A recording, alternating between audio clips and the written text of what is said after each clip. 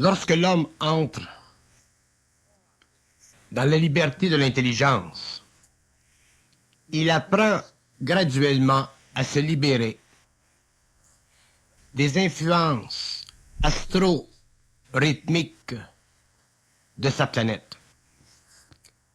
L'être humain, de par sa composition, est sujet à l'influence des forces astro-rythmiques de la planète Terre. Et il est aussi assujetti aux forces astro-rythmiques qui font partie de l'organisation du système local et même des systèmes extérieurs. Lorsqu'il devient conscient et qu'il entre dans la liberté de son intelligence, le pouvoir rythmique de ses forces commence à diminuer. Et l'homme s'aperçoit au cours des années que la courbe des montées et des descentes de ces énergies tend de plus en plus à manifester une caractéristique continue, égale, où les maximums et les minimums se neutralisent pour donner à l'homme, enfin, une caractéristique de vie qui est régie par son mental, son intelligence, et de plus en plus libre des fluctuations biopsychiques de son environnement, de sa planète. Une telle libération pour l'homme est essentielle parce qu'elle représente un jeu de force, de circonstances, d'événements plus ou moins discernables à partir d'une mentation inférieure. Et ce jeu de force occasionne chez l'être humain des vicissitudes dans la vie qui ont pour effet de diminuer sa concentration, neutraliser le pouvoir de sa volonté et aguerrir d'une façon aiguë les aspects neurologiques de son organisation matérielle. Lorsque l'homme entre dans la liberté de l'intelligence, il s'aperçoit avec le temps que les forces astro-psychiques de sa planète demeurent toujours présentes dans sa vie, mais qu'elles ont de moins en moins d'empoigne sur la vie de l'homme conscient, parce que il a l'habilité, à ce stage, de déchiffrer le mouvement vibratoire de ses forces à travers son corps émotionnel, son corps mental inférieur. Donc l'homme se voit de plus en plus dans une position de conquête vis-à-vis les forces de vie, et il commence lentement à prendre conscience de sa liberté, c'est-à-dire de cette capacité interne et extrêmement occulte de l'homme, de déjouer la programmation actuaire de ses forces, la programmation astrologique de ses forces, puis même de la direction, de l'action qu'il doit prendre pour neutraliser leur effet et ainsi continuer à demeurer au-dessus des conséquences possibles de l'activité de ces forces s'il était inconscient de leur nature. Pour l'homme qui devient libre dans l'intelligence, autrement dit, qui devient de plus en plus capable d'exercer l'intelligence dans sa liberté, la volonté dans sa liberté, ou l'intelligence et la volonté dans sa vie, nous découvrons un être qui commence déjà à posséder un soupçon d'homogénéité dans la construction totale de son psychisme et qui, à la fois, commence à tourner le dos à la programmation planétaire et aux forces nocturnes qui, pour une myriade de raisons, essaient d'obstruer la lumière en lui, essaient d'obstruer la volonté et l'intelligence en lui, afin de prendre pour elle-même le contrôle de son centre mental, de son centre émotionnel, et d'ainsi conditionner sa vitalité et sa physicalité. Donc, pour l'être qui devient de plus en plus libre dans l'intelligence, il est essentiel de prendre conscience de ces fluctuations dans la vie de tous les jours et de réaliser que ces fluctuations peuvent être neutralisées à partir du moment dans sa vie mentale où il est parfaitement conscient de leur existence et parfaitement conscient d'être capable de les neutraliser à la base, c'est-à-dire là où dans sa vie psychique, elle pourrait avoir sur lui un certain contrôle. Le nouvel initié, l'homme nouveau, possède un instrument extrêmement puissant. C'est-à-dire qu'il possède la capacité de s'interroger lui-même de la nature de ces phénomènes obscurs qui le convient à l'expérience de la souffrance. Il a la capacité de démasquer d'une façon froide et immédiate et de façon créative cette mécanique psychique qui formule l'action et la mentation et l'émotion de l'homme et qui lui enlève le privilège d'exercer sur la terre le droit d'être libre. Mais le nouvel initié doit apprendre à comprendre les technicalités vibratoires de son intelligence.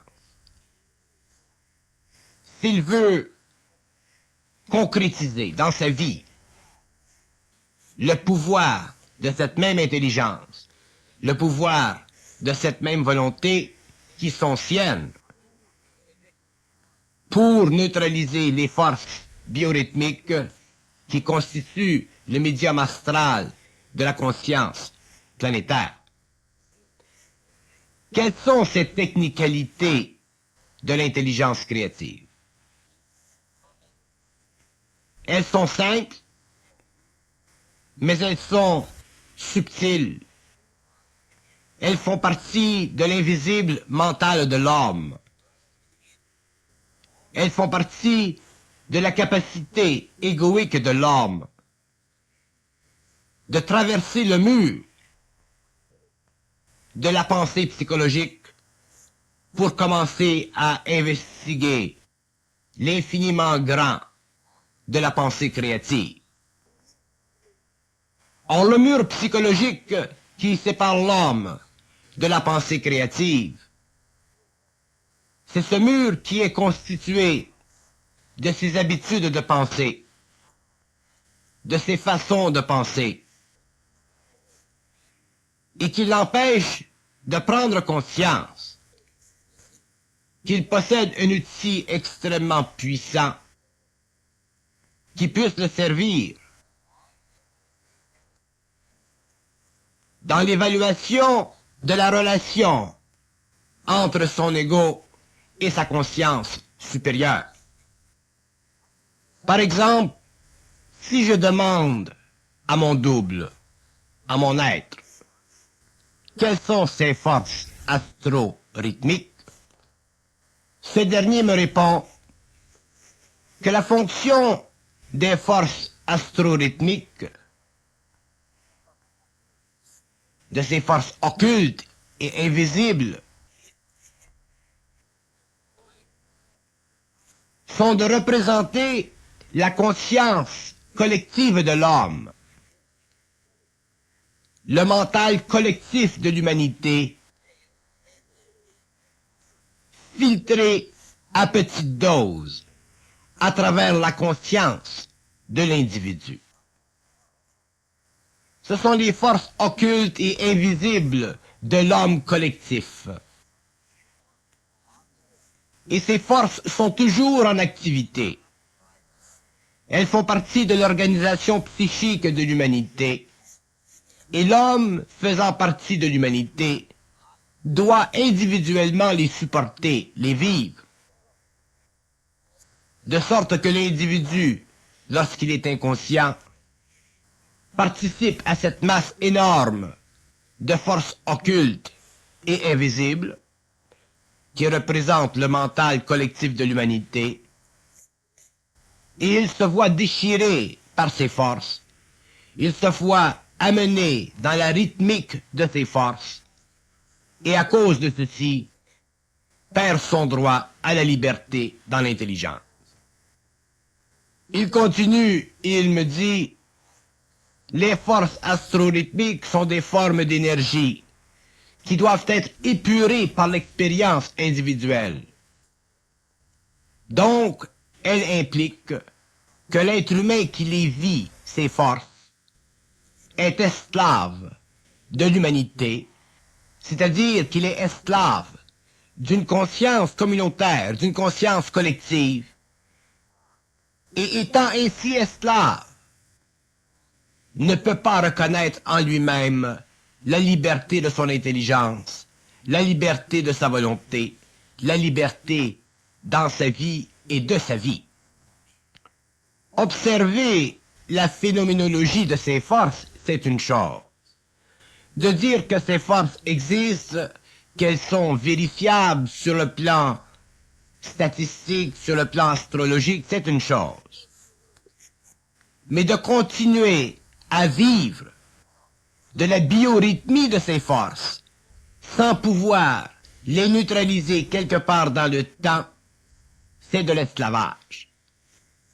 Et c'est ici que le chemin se sépare entre la pensée créative supramentale qui opte pour une liberté totale de l'homme vis-à-vis ses pulsations biorhythmiques astro-psychiques de la Terre, et ceux qui optent pour l'étude comparative de ces forces, l'étude technique de ces forces, sans pouvoir jamais sortir de leur pouvoir d'emprisonnement et de contradiction. Nous avons tendance à penser, et ceci fait partie de notre aveuglement, que parce que certaines choses dans le cosmos existent, que nous sommes obligés, de fait, de les vivre et de les subir, lorsqu'en fait, le but de l'évolution est justement d'amener l'homme à un contrôle total et parfait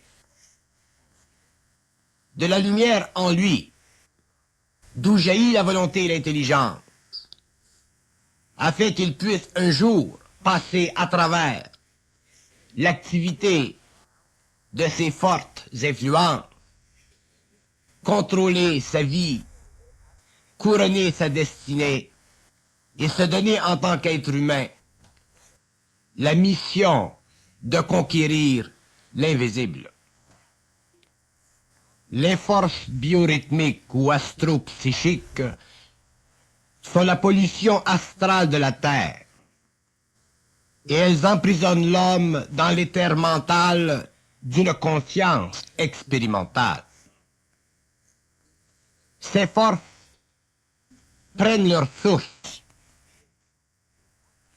dans l'incapacité de l'être humain de détourner les grands courants cosmiques qui peuvent énergiser toute sa nature et l'amener à se construire un véhicule de lumière et de feu. Ces forces régissent l'involution, organisent ou servent à l'organisation de la programmation individuelle et collective de l'humanité et sont en somme toute la totalité de l'impuissance de l'humanité et de l'être humain. Le nouvel initié, l'homme nouveau, la conscience supramentale, tous ces mots représentent la quantification mentale de l'énergie cosmique dans l'homme et l'application de cette énergie contre l'effet persévérant de ces forces astropsychiques sur le comportement total ou partiel de l'être humain. La liberté dans l'intelligence va beaucoup plus loin que l'homme d'aujourd'hui puisse considérer. Elle va aussi loin que la désintégration totale de sa matière afin qu'il puisse vivre un jour, exécuter un jour le déplacement à travers le cosmos de sa conscience immortelle. Mais tant que l'homme n'aura pas conquis le pouvoir rythmique de ses forces, il n'aura pas compris l'étrange affiliation qu'il vit en relation avec ces mêmes forces. Et ainsi, il sera obligé de demeurer prisonnier de leur activité. Les forces astropsychiques de la Terre ne conviennent pas à l'intelligence libre de l'homme nouveau. Elles ne conviennent pas à la conscience pure du nouvel initié. Elles ne sauront jamais pouvoir donner à l'homme une valeur quelconque de sa vie mentale, émotionnelle, vitale ou physique. Parce que la valeur de la vie réelle de l'homme nouveau se situe au-delà du partage de ses forces dans sa conscience avec les autres forces plus grandes en lui qui sont celles de sa conscience supérieure. C'est pourquoi la fonction des forces rythmiques astropsychiques de la conscience planétaire doit être neutralisée. Et ce n'est qu'avec le temps que l'homme pourra découvrir les secrets internes de sa conscience qui l'amèneront à la dissolution de ce pouvoir énorme que possèdent sur lui les forces astropsychiques de la planète, les forces astropsychiques de l'environnement planétaire, les forces astropsychiques de toute une myriade de systèmes plus ou moins grands, plus ou moins puissants, plus ou moins pollués. Lorsque l'homme aura découvert les technicalités de son intelligence créative, il aura réalisé un grand bond en avant dans son effort de se libérer de ses forces afin de se donner une vie sur la terre plus libre, plus vaillante et plus créative. Mais la technicalité ou les technicalités de son intelligence, qui doivent être découvertes avec le temps, sont de son propre ressort, font partie de sa propre évolution, font partie de sa conscience individualisée. Il n'y a pas de méthode, il n'y a pas de technique qui puisse amener l'homme à découvrir, à connaître, à reconnaître les techniques de l'intelligence créative. Parce que ces mêmes techniques de l'intelligence créative font partie de sa sensibilité mentale, font partie de la réorganisation psychique et vibratoire de ses centres d'énergie, autrement dit, font partie de sa transmutation en tant qu'homme passant d'un stage de l'involution à un nouveau stage de l'évolution. Les forces astropsychiques détiennent le pouvoir de transmettre à l'homme les vibrations inférieures de la conscience planétaire. Autrement dit, elles ont le pouvoir de transmettre à l'homme le mal planétaire. Et ce mal planétaire doit être compris. Et il ne peut être compris qu'en fonction de la technicalité de l'intelligence créative qui est assise sur le roc solide de la sensibilité mentale supérieure de l'homme à son énergie, c'est-à-dire à sa lumière. Le mental supérieur de l'homme est l'outil parfait, lui permettant d'entrer en communication vibratoire ou télépathique avec sa propre énergie.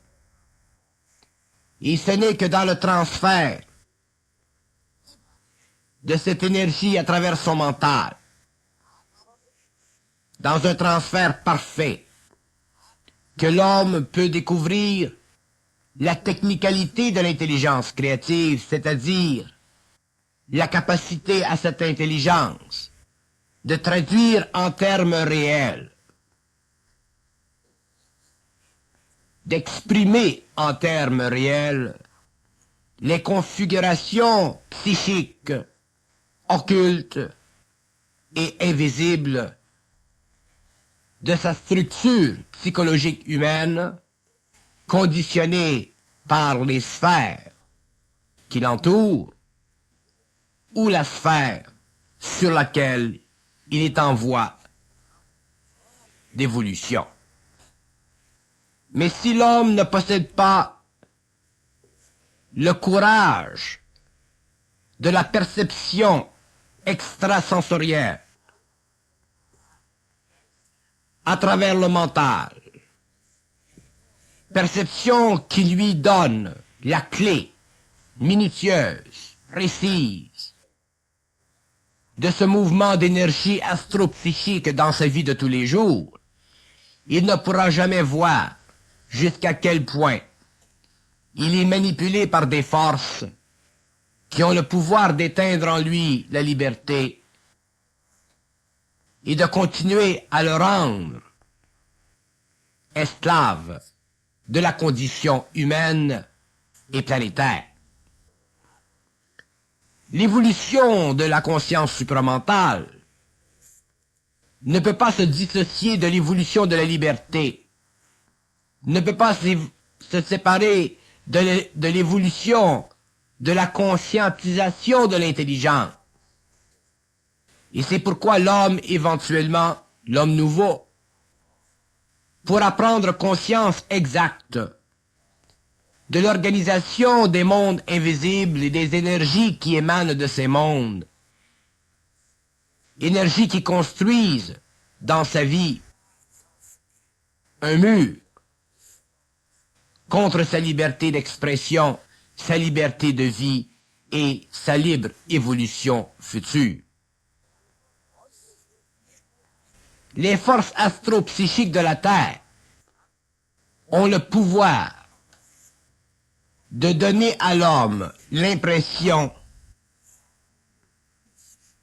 qu'il est en harmonie rythmique avec le cosmos, de la même façon qu'elles ont le pouvoir de lui dénoter qu'il est en désharmonie rythmique avec le cosmos. Et dans les deux cas, c'est une illusion. Parce que bien que l'homme soit en harmonie ou en désharmonie rythmique avec le cosmos, cette condition n'existe que par le fait qu'il ne possède pas une intelligence créative suffisamment éveillée pour traduire en réalité les termes obscurs d'une expérience biorythmique ou d'une science biorythmique qui ne fait qu'étaler statistiquement le comportement inconscient de l'homme plutôt que d'élever l'homme au-dessus de la barrière des minimums et des maximums. Si je demande à mon double pourquoi les forces astro-psychiques ont une telle puissance sur l'homme, il me répond: elles sont programmées dans l'être humain avant la naissance et elles font partie de son lien avec la mort. Ceci est très grave. Ceci est très sérieux pour l'homme. Ceci est très sérieux pour la Terre. Ceci est très sérieux pour la race humaine entière. Et ce n'est qu'au cours de l'évolution future que cette situation, graduellement, individuellement, sera corrigée. Mais ceux qui, aujourd'hui, commencent dans le monde à prendre conscience d'un autre niveau d'intelligence, ont l'occasion de commencer à veiller à ce que ces forces diminuent en eux, afin qu'ils puissent finalement prendre le contrôle de leur évolution et exercer sur la Terre leur liberté dans l'intelligence, c'est-à-dire leur liberté dans la vie, à travers l'intelligence créative qui devient de plus en plus puissante, présente en eux.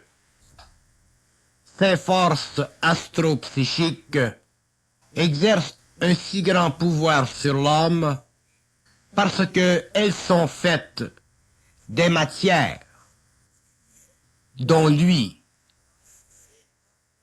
est le constructeur, dont lui est aussi la victime, et le cercle est totalement et absolument vicieux, de sorte que l'homme n'a aucune inclinaison à savoir, à comprendre, ou à pouvoir comprendre que ce qu'il vit sur la terre n'est que l'expression, sur le plan collectif, que de ce qu'il est.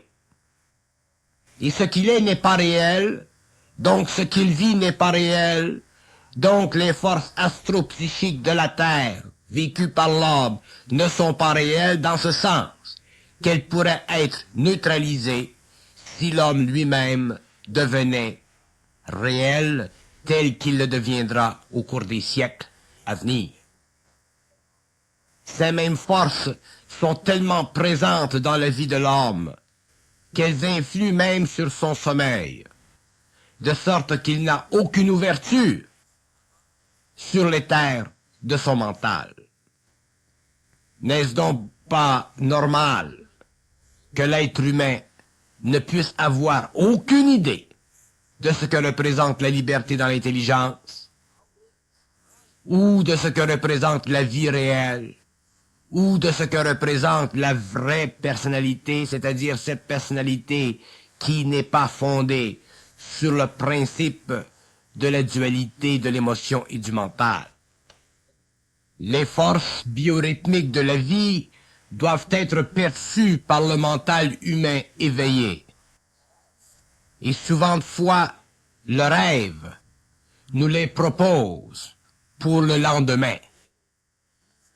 Mais pour que l'homme puisse être conscient, éveillé à cette biorhythmie planétaire, il lui faut posséder une intelligence, une volonté suffisamment ardente et capable de contrecarrer l'activité émotive et mentale inférieure de ces mêmes forces. C'est à l'homme de voir, de sentir leur présence en lui et neutraliser leurs effets. C'est à l'homme éveillé et conscient de voir leurs caractéristiques subliminales et ainsi se renforcer contre la mécanicité dont elle dispose, contre son psychisme, contre ses habitudes, contre le mouvement normal et créatif de sa conscience. L'homme deviendra libre dans l'intelligence lorsqu'il aura compris, saisi, avec grande perception, l'actualisation de ses forces astro-psychiques dans sa vie et qu'il aura dompté leurs courants alternatifs et neutralisé leurs effets positifs ou négatifs afin de ne bénéficier que du concours vibratoire de son énergie créative à travers ses propres centres d'énergie. Sinon, il sera voué au mouvement nocturne et diurne de ses forces. Il sera obligé toute sa vie de se substituer à une autre réalité, réalité qui n'est pas sienne, réalité qui n'a jamais été sienne, mais qui fait partie de l'inconscience collective de la civilisation humaine de notre planète. Les forces biorhythmiques représentent le fardeau mémoriel de l'humanité, le fardeau que chaque individu doit vivre, supporter, parce qu'il fait partie de cette même conscience collective qui est celle de l'humanité. C'est à l'homme lui-même, individuellement, d'élever ses vibrations, de changer le taux vibratoire de son mental, s'il veut se libérer un jour de ce fardeau existentiel et planétaire qu'on appelle les forces astropsychiques ou les forces biorhythmiques de la vie. L'homme n'est pas une machine, l'homme est un être. L'homme n'est pas une puissance embryonnaire, il est une puissance développée. L'homme n'est pas une créature, il est en tout fait et en toute conscience la représentation dans la matière de la lumière et de la vie. Mais tant qu'il ne se sera pas libéré du fardeau mémoriel que contient le biorhythmique, l'astropsychique, il n'aura pas résolu la grande énigme de l'homme, celle qui veut que tout être humain incapable de supporter le vide de la réalité soit obligé de connaître le trop-plein de la mort. L'homme est un être puissant. Il doit découvrir un jour sa puissance. Et il ne découvrira cette puissance qu'au fur et à mesure qu'il s'éveillera à la technicalité concrète de son intelligence créative, c'est-à-dire à l'apport que cette intelligence peut donner à la configuration psychique de son mental nouveau, élevé au statut universel et ascendant au-dessus du mémoriel humain qui fit partie de l'évolution, mais qui demain fera partie de la queue de la comète. Le grand danger des forces astropsychiques biorhythmiques de notre planète, c'est qu'elles ont tendance à fossiliser l'énergie créative de l'homme, à diminuer la puissance générative de ces forces et à recanaliser ces mêmes forces vers les domaines du mémoriel humain, où la mort de la vie attend celui qui se veut inconscient, se veut infirme, se veut rempli de crainte, se veut incapable d'affirmer son identité devant la réalité extraordinaire d'une conscience planétaire qui utilise l'astropsychique pour condamner l'homme à la maladie mentale, à la maladie physique, à la collusion des événements et à la désintégration possible d'une planète entière. L'homme est un être noble. L'homme est un être créé à l'image de sa propre lumière. L'homme est un être qui doit un jour prendre conscience. Et il ne prendra conscience que lorsqu'il aura compris que la totalité des forces qui constituent, à travers son psychisme, la nature même de sa conscience existentialiste et expérimentale, que ces mêmes forces n'ont aucune valeur réelle pour lui et qu'il possède à l'intérieur de lui-même d'autres forces qui sont à la fois suprêmes, à la fois supérieures et à la fois parfaites.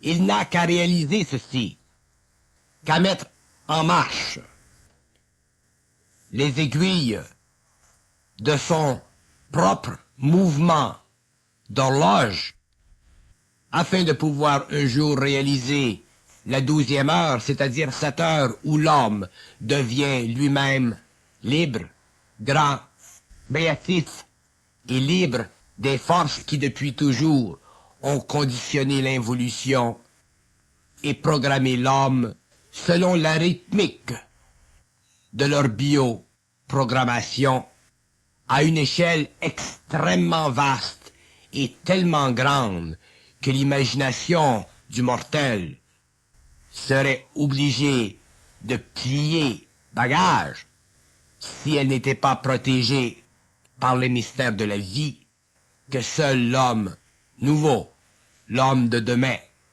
pourra comprendre avec grande facilité, étudier dans un grand calme mental, sans pour cela être bouleversé, quelle que soit la complexité ou la dimensionnalité d'une telle réalité de la création de l'homme. Les forces astropsychiques enveniment le rapport entre l'homme et sa lumière, troublent l'éther mental de l'homme nouveau. Il diminue le rendement du processus de fusion et d'intégration de l'énergie de l'homme. Ces forces sont accablantes et l'homme est accablé. C'est pourquoi l'homme nouveau doit comprendre que la distinction entre l'intelligence créative et l'intelligence humaine est une distinction non pas de valeur, mais plutôt de présence d'esprit. L'homme doit avoir de la présence d'esprit dans son intelligence, c'est-à-dire qu'il doit être présent en esprit devant la phénoménologie événementielle déclenchée par les forces astropsychiques de sa planète. Il doit être présent en esprit devant la contradiction, devant l'obstruction, devant l'interférence. Et être présent en esprit veut dire être en permanence de lucidité dans son intelligence, c'est-à-dire libre dans son intelligence d'opter pour le meilleur de lui-même, pour le meilleur de la vie, pour le meilleur de l'évolution, pour le meilleur de l'homme. Les forces astropsychiques de la planète ont le pouvoir de dissuader l'homme de l'impression de sa réalité. Elles ont le pouvoir d'amoindrir sa volonté, son intelligence, à résister à leur travail, à leur fluctuation, à leur territorialité. Elles ont le pouvoir de créer dans l'homme le doute. Elles ont le pouvoir de diminuer la lumière chancelante dans le mental de l'homme.